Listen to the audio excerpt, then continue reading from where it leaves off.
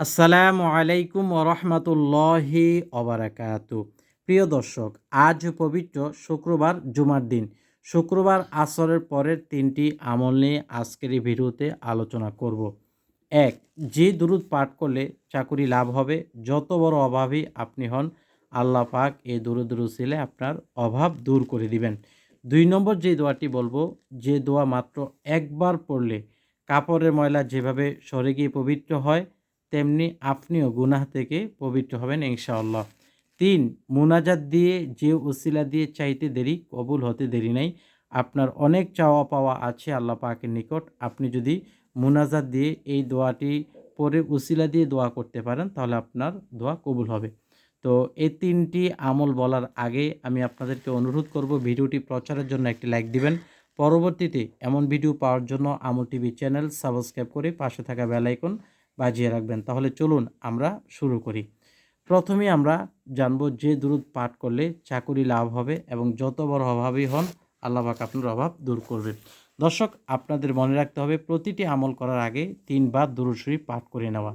দুরূদ শরীফ স্বাভাবিকভাবে আমরা অনেকগুলি পাঠ করে থাকি, দুরূদ ইব্রাহিম বা ছোট ছোট দুরূদ। তো যদি পারেন দুরূদ ইব্রাহিম পাঠ করে নেবেন, আর যদি সেটা আপনার কাছে বড় মনে হয় তাহলে একেবারে সংক্ষিপ্ত পাঠ করতে পারেন, আল্লাহুম্মা সাল্লি আলা মুহাম্মাদ আন-নাবিয়্যিল উম্মি ওয়া আলিহি ওয়াসাল্লিম। আরও সংক্ষিপ্ত আছে সাল্লাল্লাহু আলাইহি ওয়াসাল্লাম। তো যে কোনো দরুদ শরীফ 3 বার পাঠ করে এরপর আপনি বিসমিল্লাহর সহিত আমলগুলো করবেন। তো এটা যেহেতু প্রথম আমল, এখানে লেখা আছে চাকুরি লাভের আমল বা দরুদে নারিয়া। তো এই দরুদে নারিয়া বা যে কোনো দোয়া পাঠের আগে আমরা এভাবেই 3 বার দরুদ পাঠ করে নিই, সাল্লাল্লাহু আলাইহি ওয়াসাল্লাম, সাল্লাল্লাহু আলাইহি ওয়াসাল্লাম, সাল্লাল্লাহু আলাইহি ওয়াসাল্লাম। বিসমিল্লাহির রহমানির রহিম।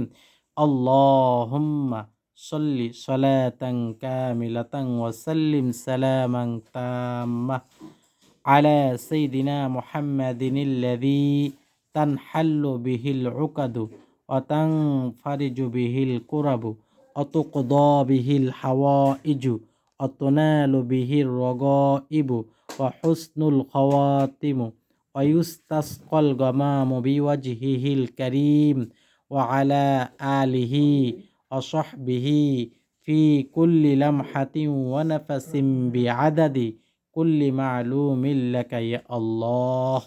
এই দুরূদ শরীফের ফজিলত বা এই দুরূদ শরীফ পাঠ করে অসংখ্য অনুগ্রহের দোয়া করা হয় ও সাথে সাথে নবী করিম সাল্লাল্লাহু আলাইহি ওয়াসাল্লামকে উদ্দেশ্য করে কল্যাণের উদ্দেশ্যে মুনাজাত করা হয়।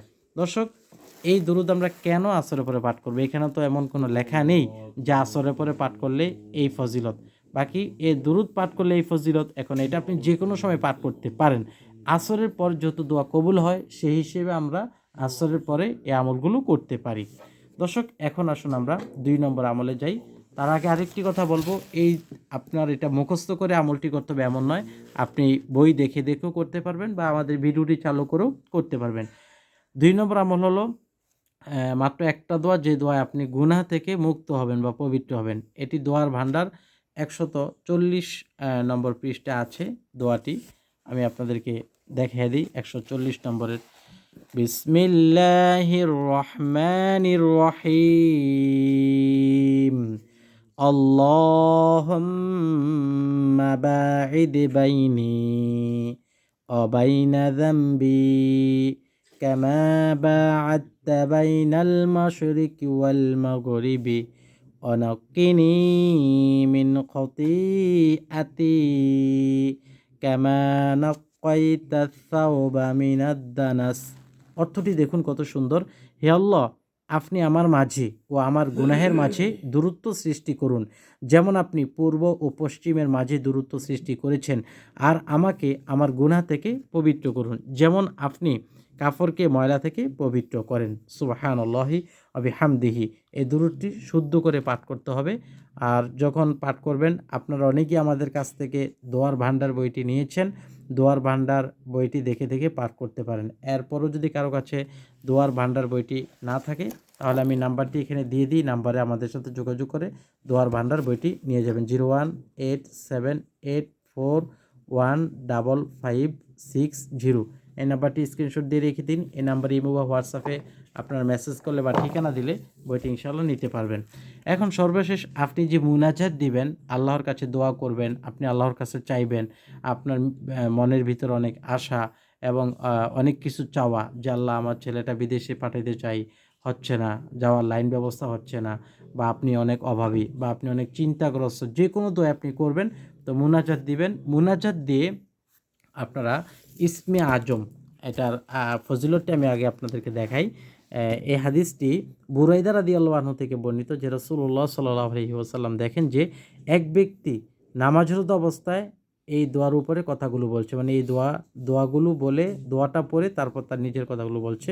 তখন তিনি বললেন, অর্থাৎ নবীজি সাল্লাল্লাহু আলাইহি ওয়াসাল্লাম বললেন, অল্লাযী নাফসি, ওই সত্তার কসম, মানে আল্লাহর কসম, নাফসি বিয়াদিহি, যার হাতে আমার প্রাণ।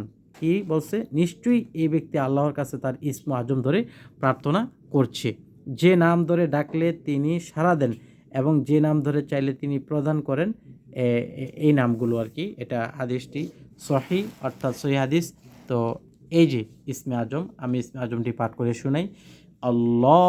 আল্লাহুম্মা ইন্নী আসআলুকা বিআন্নী আশহাদু আন্নাকা আনতাল্লাহু লা ইলাহা ইল্লা আনতা আনতাল আহাদুস সামাদুল্লাযী লাম ইয়ালিদ ওয়া লাম ইউলাদ ওয়া লাম ইয়াকুল লাহু কুফুয়ান আহাদ।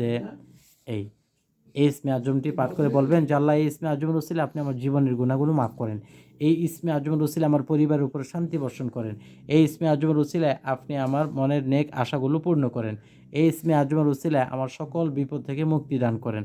এইভাবে বলে তারপরে সুবহানা রব্বিকা রব্বিল ইজ্জাতি আম্মা ইয়াসিফুন ওয়া সালামুন আলাল মুরসালিন ওয়ালহামদুলিল্লাহি রব্বিল আলামিন বলে মুনাজাত শেষ করবেন। দর্শক, যদি ভালো লাগে তাহলে লাইক দিয়ে শেয়ার করবেন আর আমার টিভি চ্যানেল সাবস্ক্রাইব করে পাশে থাকবেন। আসসালামু আলাইকুম ওয়া রাহমাতুল্লাহি ওয়া বারাকাতুহু।